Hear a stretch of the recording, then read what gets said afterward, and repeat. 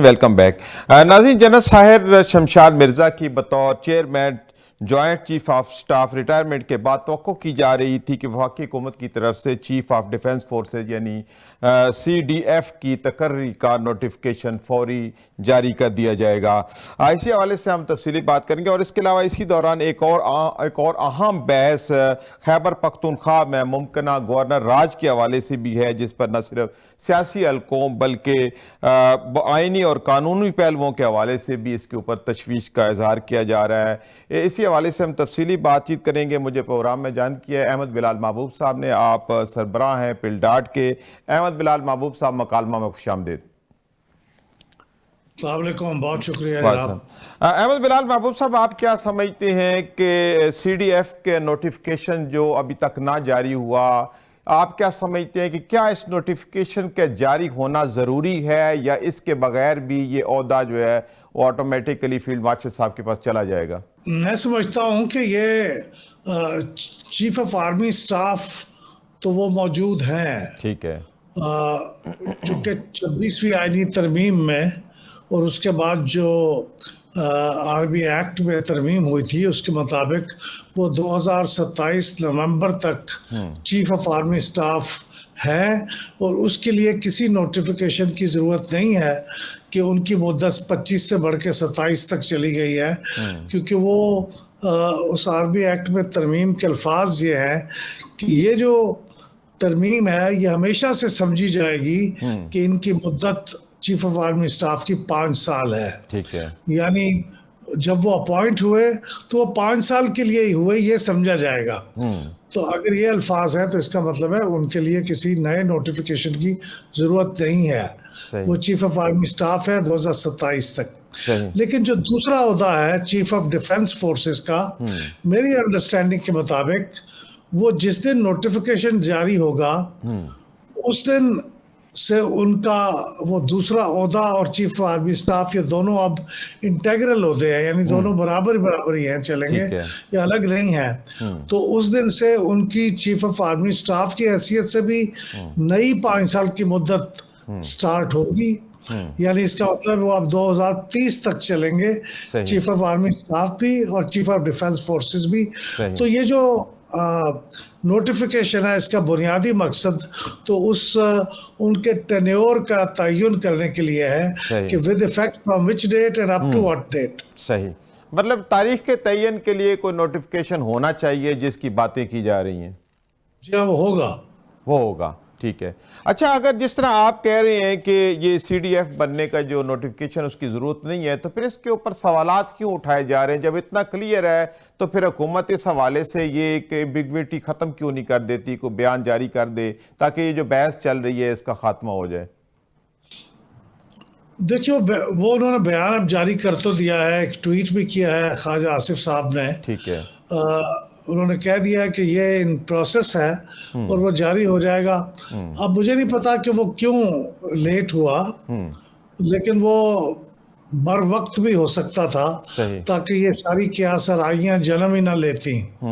लेकिन बहरहाल वो कुछ मसाइल रहे होंगे, क्योंकि वो जो स्ट्रेटेजिक कमांड है उसके हेड का भी उसका भी तकर्रुर इसी तारीख से होना है। ठीक है, तो ये कुछ मेरे ख्याल में तफसीलात तय हो रही होंगी। जी। और फिर वजीर आजम साहब भी चूंकि मुल्क में नहीं थे, बिल्कुल, ये ताखीर हुई और इसमें ये फिर क्या सराइयों ने जन्म लिया।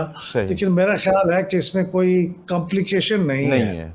रूटीन जॉब है, ये हो जानी है जब भी वज़ीर आज़म आएंगे। रूटीन जॉब है, वो जिस दिन वो तयन होगा उससे उनकी डेट स्टार्ट हो जाएगी। वरना ये तयशुदा है कि चीफ ऑफ आर्मी स्टाफ ने ही चीफ ऑफ डिफेंस फोर्सेस होना है, किसी और को नहीं होना है। सही, मतलब कानून में ये वाजे कर दिया है कि जो भी आर्मी चीफ होगा वो ही चीफ ऑफ डिफेंस फोर्सेस होगा, तो दोबारा इसके लिए किसी किस्म की डॉक्यूमेंटेशन की रिक्वायरमेंट नहीं है। हाँ, बस वो डेट की तयन के लिए एक नोटिफिकेशन होगा। सही, बिल्कुल ठीक है। अच्छा, आगे चलते हैं अहमद बिलाल महबूब साहब। ये जो खैबर पख्तूनख्वा में गवर्नर राज की बात की जा रही है, हल्की हल्की तो ये काफ़ी दिनों से बात हो रही है, लेकिन अब कुछ हदोमत से हो रही है। अब वो वज़ीर कानून बैरिस्टर अकील साहब की तरफ से कहा गया है कि आप इसको मामले को ज़रा हम सीरियस ले रहे हैं और ये मुतवक्को है। तो आप क्या समझते हैं कि मौजूदा हालात में किसी सूबे के अंदर और ख़ास तौर पे केपी के रेफरेंस से अगर बात की जाए तो गवर्नर राज का जो नफाज है वो मुमकिन है, होना चाहिए, नहीं होना चाहिए? मुझे तो इस वक्त जो हालात हैं खैबर पख्तूनख्वा के, वो ऐसे नहीं लगते कि वहाँ पे गवर्नर राज का नफाज हो। ठीक है। क्योंकि हुकूमत, वफाकी हुकूमत और खैबर पख्तूनख्वा की हुकूमत के दरमियान एक महाज आराई तो है, और वज़ीर आला मुलाकात के ख्वाहिशमंद हैं बानी पीटीआई से, जो कि नहीं हो रही, तो उसकी वजह से उनकी फ्रस्ट्रेशन भी है और अदालतें भी उनके इसको नहीं सुन रही हैं। सही। तो लेकिन इसके अलावा तो कोई वहाँ लॉ एंड ऑर्डर का मसला तो नहीं पैदा हुआ, कोई खलफिशार नहीं हुआ, कोई बगावत नहीं हो गई, जो कि एक गवर्नर राज के लिए ज़रूरी है, सही। उसकी जस्टिफिकेशन के लिए। सही। तो मेरा नहीं ख्याल कि ऐसे हालात हैं, लेकिन ये जो बयान दिया गया है, ये एक किस्म की वार्निंग है मेरे ख्याल में कि भाई अगर बहुत हालात ख़राब करेंगे तो फिर ये नौबत भी आ सकती है। मुझे तो ऐसे लगता है। सही।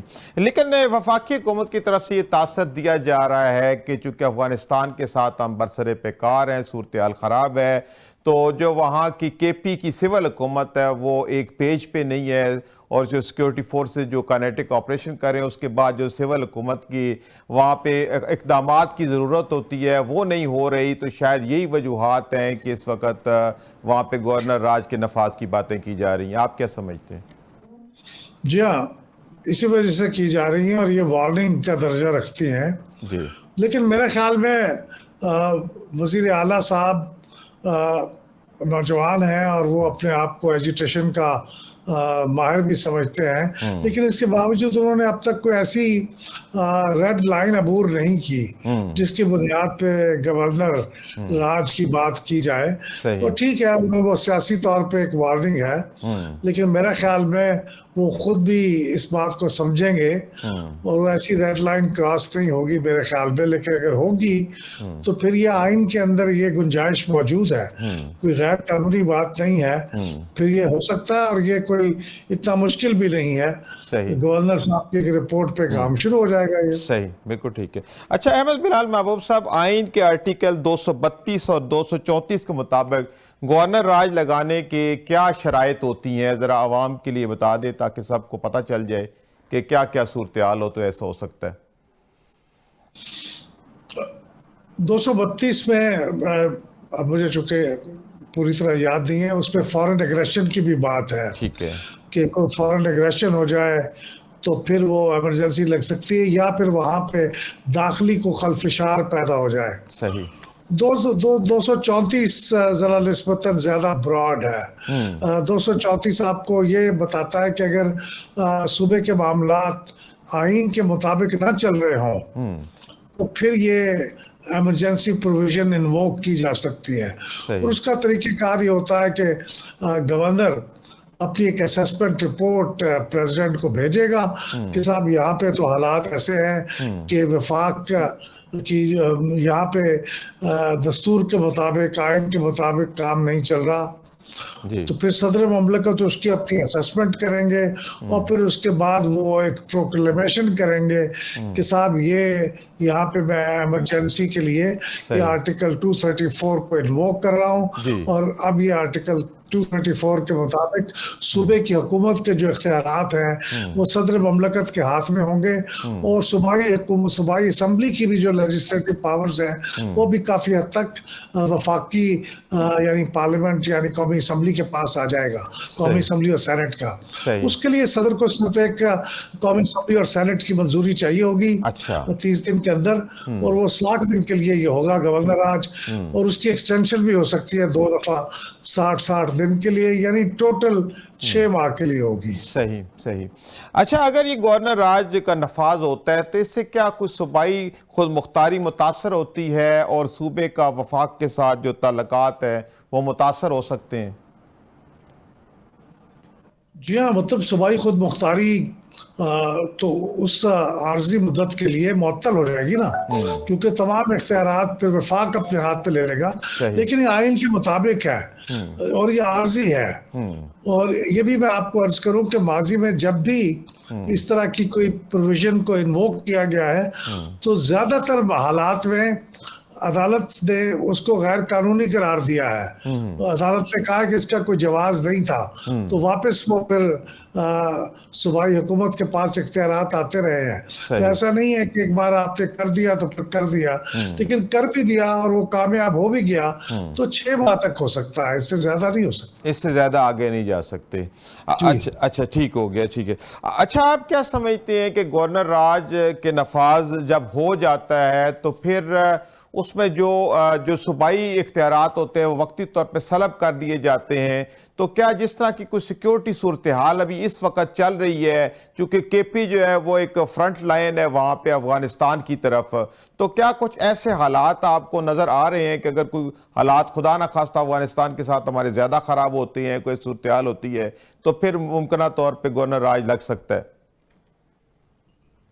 मेरे ख्याल है अफगानिस्तान के साथ ताल्लुकात खराब होने का मामला नहीं है, लेकिन उसमें सूबे का क्या रवैया होता है वो अहम है। सही। अफगानिस्तान के ताल्लुकात खराब हों फिर भी खैबर पख्तूनख्वा की हुकूमत एज यूजुअल चलती रह सकती है, ठीक है। लेकिन अगर वो ये कोई ऐसी पॉलिसी अडॉप्ट करे जो वफाक की पॉलिसी से बिल्कुल जिद में हो, उसके बिल्कुल अगेंस्ट हो, और सूबाई हुकूमत फिर इसका मतलब है वफाक की बात ना मान रही हो, सही। तो उस सूरत पे फिर ये इकदाम हो सकता है। अच्छा अच्छा, आज मैं दिन में कहीं पढ़ रहा था, वहाँ लिखा था कि 18वीं तरमीम के बाद गवर्नर राज जो है वो उसका नफाज नहीं हो सकता। क्या ये बात दुरुस्त है या एक रूमर है ये?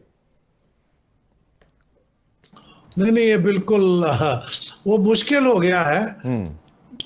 पहले ये आसान होता था, लेकिन ये अब भी हो सकता है अगर आपकी कौमी असम्बली और सेनेट पे अक्सरियत है, तो फिर आपने वहां से करारदाद पास करानी है जो कि इस हुकूमत के पास है, ठीक है। और वो करारदाद पास हो जाएगी। तो सही। ये बिल्कुल हो सकता है, यानी मुश्किल जरूर है, लेकिन अगर आपके पास अक्सरियत मौजूद है तो फिर आप कर सकते हैं, जो कि है।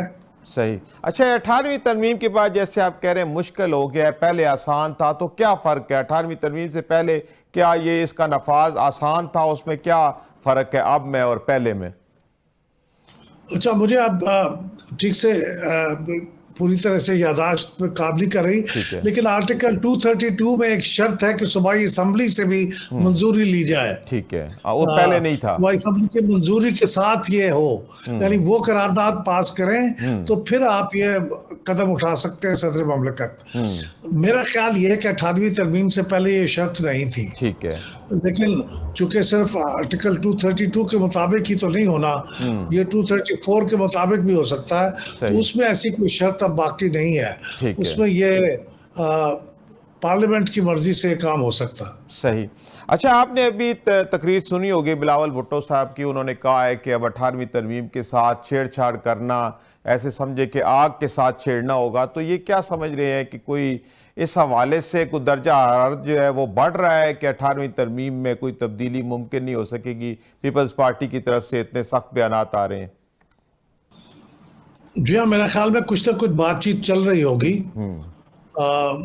आपको मालूम है कि नेशनल फाइनेंस कमीशन के मामले पे वो जो 18वीं तरमीम के तहत एक पाबंदी है कि सूबों का शेयर कम नहीं हो सकता, ज़्यादा हो सकता है। सही। उस पर कौमी असम्बली में वज़ीर आज़म ने भी, जब ये 27वीं तरमीम पास हुई, जी। तो बिलावल भुट्टो जरदारी साहब की मौजूदगी में उन्होंने अपने मौक़िफ़ का इज़हार किया था कि वफाक के अखराजात पूरे नहीं हो रहे, इस बारे में हमें कुछ करना चाहिए, कुछ करना पड़ेगा। लेकिन चूंकि इत्तफाक राय नहीं हुआ था, तो इसलिए वो ज़ाहिर है 27वीं तरमीम का हिस्सा तो नहीं है, सही। लेकिन कुछ ना कुछ रास्ता कुछ निकालने की 28वीं ख्वाहिश तरमीम के बारे में भी कुछ चाय मगोइयाँ हो रही हैं कि 28वीं तरमीम में कोई 18वीं तरमीम को छेड़ा जाएगा, NFC अवार्ड के हवाले से कुछ तरामीम होंगी, और ख़ास तौर पर MQM की तरफ से भी ऐसे कुछ इशारे दिए जा रहे हैं कि वो भी कोई तरमीम लाना चाह रहे हैं। तो आप आने वाले दिनों में क्या माहौल देख रहे हैं? ज़्यादा इम्कान तो इसी बात का है कि मकामी हुकूमतों को एक कॉन्स्टिट्यूशनल प्रोटेक्शन देने की बात सामने आ सकती है, अगर पीपल्स पार्टी भी उससे कोई इत्तफाक कर ले, सही। जिसको रूल आउट नहीं किया जा सकता। सही। तो उसमें बुनियादी तौर पे यही था कि आर्टिकल 140A उसको मजीद उस पर तफसीलात लिख दी जाएं सही और ये वो मकामी हुकूमतों को डिसमिस करना सही और उनको टर्मिनेट करना इतना आसान ना हो सही जितना इस वक्त, और वो सारा कुछ सूबाई हुकूमत के इख्तियार में है तो वो किस तरह का कानून बनाए और किस तरह की कमज़ोर मकामी हुकूमतें बनाए। सही लेकिन अगर आइन के अंदर तरमीम हो जाएगी तो फिर ये सूबाई हुकूमत का टोटल उसके ऊपर कंट्रोल नहीं रहेगा। सही तो यही MKM कह रही है और मेरे ख्याल में ये एक अवामी अहमियत का मामला है। सही ये मैं तो ज़ाती तौर पे इसके बहुत हक में हूँ सही कि ये आईनी तरमीम पास होनी हो चाहिए। जानी चाहिए। कि हमारे यहाँ लोकल गवर्नमेंट्स बनती नहीं है, बन जाए तो जी चलने नहीं बिल्कुल दिया चलती जाता। नहीं है, बिल्कुल आप सही कह रहे हैं। बहुत बहुत शुक्रिया अहमद बिलाल महबूब साहब, आपने वक्त निकाला और प्रोग्राम में शामिल हुए। नाज़रीन, इसी के साथ प्रोग्राम का वक्त अपने इख्तिताम को पहुंचता है। अपने मेज़बान सईद अलवी को इजाज़त दीजिए। अल्लाह हाफिज़।